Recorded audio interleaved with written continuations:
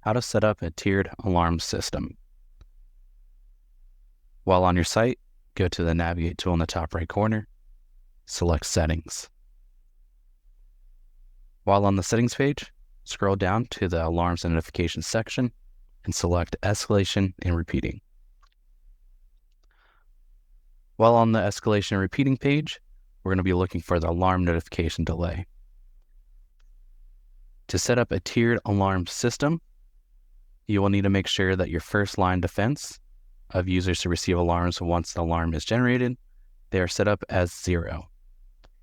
The second tier of people to receive alarms, if that first tier does not handle the alarm, can be set up to whatever interval in minutes that you would like that second tier to be.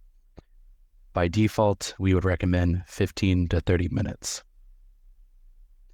If that second tier does not handle the alarm as well, you can also have a third tier set up for an extended period of time after, whether it's 45 or 60 minutes.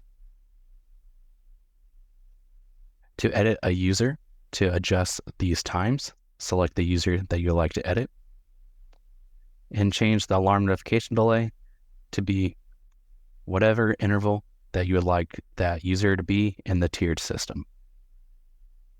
And then hit Save Changes.